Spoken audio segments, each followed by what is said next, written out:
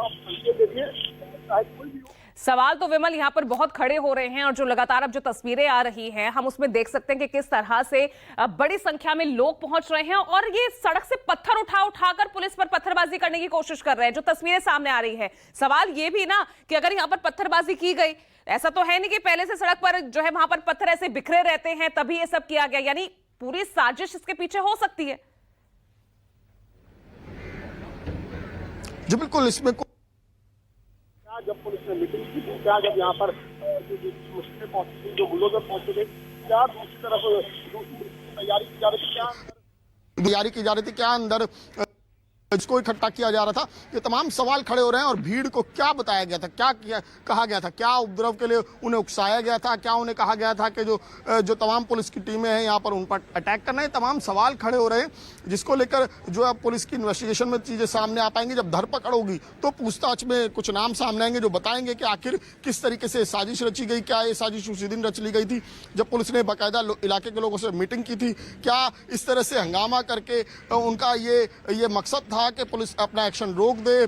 जो प्रशासन है वो अपना एक्शन रोक दे, उनके जो अवैध कब्जे हैं वो बच जाए, उन पर कोई एक्शन ना हो, क्योंकि इसको लेकर ये क्या डर का माहौल बनाना था कि कानून व्यवस्था का सवाल है, कानून व्यवस्था खराब हो सकती है तो लिहाजा पुलिस एक्शन ना ले। लेकिन ऐसा नहीं हुआ, पुलिस ने बाकायदा यहाँ पर जो भीड़ थी उसे खदेड़ा, उन तमाम लोगों को यहाँ से दौड़ाया और एक बार फिर से जो प्रशासन का एक्शन था वो शुरू हुआ। ठीक है विमल, क्योंकि अब थोड़ा उजाला हो गया है, अब मैं चाहूंगी एक बार फिर से आप वो तस्वीर समझाने की कोशिश कीजिए। मस्जिद कहाँ है, कहाँ अवैध अतिक्रमण था जिसे हटाया गया है और कौन से बिल्डिंग पर अब ये बुलडोजर एक्शन चल रहा है? विमल जी बिल्कुल, देखिए मैं आपको एक बार फिर से तस्वीर दिखाऊंगा। ठीक सामने जो है वो फैज इलाही मस्जिद है और ये फैज इलाही मस्जिद की अगर बात करूं तो ये उस समय भी चर्चा में आई थी जब जो डॉक्टर उमर जिसने लाल किले के सामने ब्लास्ट को अंजाम दिया था उसका भी वो भी यहाँ पर आया था, तो इसको लेकर यहाँ जो है उसकी तस्वीरें भी सामने आई थी। तो ये जो मस्जिद है उसके बाद भी काफ़ी जो है प्रकाश में आई थी। लेकिन अब यहाँ पर देखिए मैं आपको तस्वीरें दिखाऊं, देखिए एक इमारत ये है जो पूरी जमींदोज नज़र आ रही है, एक बारात घर यहाँ पर इस मस्जिद से लगा हुआ बना हुआ था, एक डिस्पेंसरी जो है वो यहाँ पर चल रही थी और ये दोनों ही इमारतें जो हैं वो अवैध तरीके से बनाई गई थी, जिसको लेकर बाकायदा कोर्ट में सुनवाई के बाद तमाम पक्षों की दलील के बाद ये फैसला हुआ। ये तमाम चीज़ें जो है वो जानकारी देखिए ड्रोन कैमरा भी मैं आपको दिखाऊंगा कि ड्रोन कैमरे से अभी भी इलाके में जो है वो नज़र रखी जा रही है कि कहीं दोबारा से तो कोई भीड़ इकट्ठा होने की कोशिश नहीं कर रही है, क्योंकि जब भाई तब तमाम सुरक्षाकर्मी जो है वो यहाँ पर खड़े हुए थे, यहाँ एक्शन शुरू हो चुका था, लेकिन उससे पहले ही भीड़ यहाँ पर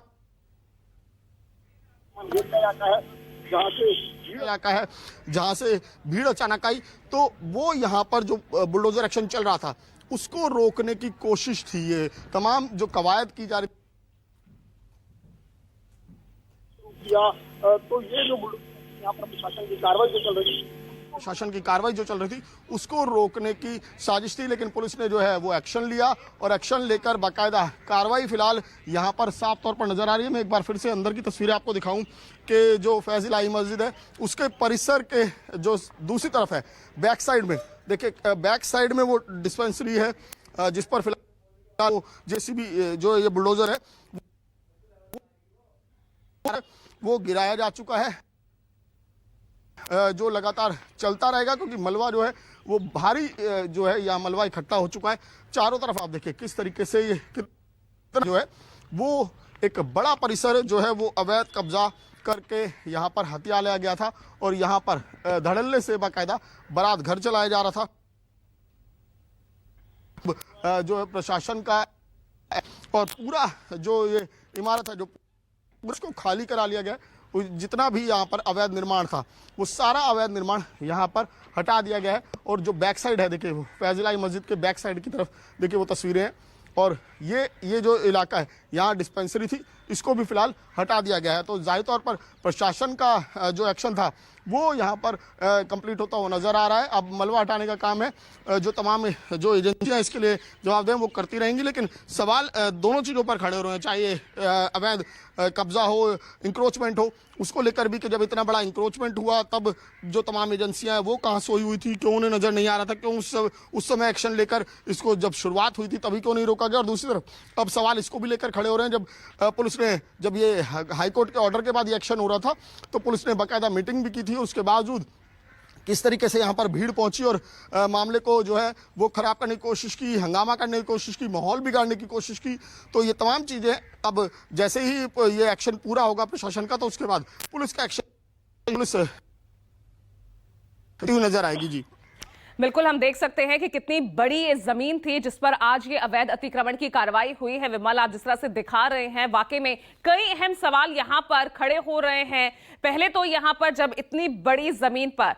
जो है ये जो पूरा लैंड 0.195 एकड़ ये बताया जा रहा है जिस पर ये अवैध अतिक्रमण की कार्रवाई आज हुई है, आखिर इतने सालों से क्यों एजेंसियां सोई हुई थी और अब जाकर जब ये कार्रवाई हुई है तो किस तरह से आपने देखा मिडनाइट बवाल देखने को मिला, उपद्रवियों की भीड़ ने किस तरह से पथराव किया। अब यहां पर क्योंकि लगभग दिख रहा है विमल कि अतिक्रमण की जो ये कार्रवाई है, जो बुलडोजर एक्शन है वो लगभग कंप्लीट हो चुका है। अब बारी है मलबा हटाने की। तो आज की तस्वीर यहां पर क्या रहने वाली है? क्या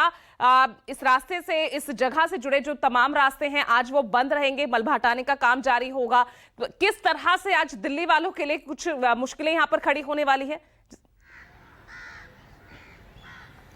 जी बिल्कुल, इसमें कोई दो राय नहीं। और पुलिस ने बाकायदा इसको लेकर ट्रैवल एडवाइजरी जारी की थी और बाकायदा ये बताया था कि कौन कौन से रास्ते जो हैं वो इफेक्ट हो सकते हैं इस कार्रवाई के चलते। कल शाम से ही यहाँ पर प्रॉपर बैरिकेडिंग कर दी गई थी। जो जो मेन रास्ते हैं जो इस तरफ आते हैं रामलीला मैदान के बैक साइड की तरफ, चाहे वो अंसारी रोड का इलाका हो, चाहे तुर्कमान गेट का इलाका हो या फिर जो दरेगंज का इलाका हो, वहाँ से तमाम जो रास्ते हैं उन तमाम रास्तों पर प्रॉपर बैरिकेडिंग करके बाकायदा लोगों को बताया गया था कि ये रास्ते कितनी देर बंद रहेंगे। लेकिन उसको फिलहाल हटा दिया गया। तो अब मलबा यहाँ से उठाने का काम है, जिसको लेकर बाकायदा जो मशीनें हैं वो यहाँ पर जो काम नजर आएंगी, क्योंकि पहली प्रायोरिटी यही थी कि जो अवैध कब्जा है उसको हटाया जाए, उस जो अवैध निर्माण है उसको तोड़ा जाए। तो उस पूरा होता हुआ नजर आ रहा है। लेकिन दूसरी तरफ सुरक्षा कर्मियों की यहाँ मौजूदगी साफ तौर पर बनी रहेगी, क्योंकि मैंने पहले ही बताया कि एक सेंसिटिव इलाका है और उसको लेकर बाकायदा पुलिस ने की थी, मीटिंग भी की थी, तमाम लोगों से बात भी की थी। की घटना हुई तो जाहिर तौर पर पुलिस अब किसी भी तरह पड़ी तो हो सकता है कि रास्ते को पूरा दिन भी बंद रखा जाए। लेकिन इसमें से कुछ महत्वपूर्ण बोला जा सकता है, लेकिन बाकी रास्तों पर इसी तरीके से जो पाबंदी, चलिए ठीक है विमल, आप लगातार यहां पर बने रहिएगा। पूरी तस्वीर आपने बहुत अच्छे से दिखाई है, देर रात से लेकर अब दिन के उजाले के साथ लगातार आपको न्यूज़ 24 ये खबर दिखा रहा है। नजर हमारी आगे भी इस पर बने रहेगी। बहुत बहुत शुक्रिया आपका विमल इस तमाम जानकारी के लिए। तो जिस तरह से हमने आपको बताया कि बुलडोजर एक्शन को लेकर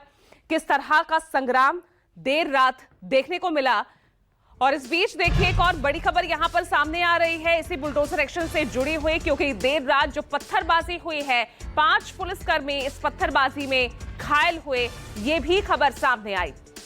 जब इस अवैध अतिक्रमण को हटाया जा रहा था 5 पुलिसकर्मी उस वक्त घायल हुए थे और ये जानकारी बाकायदा यहां सामने आई है।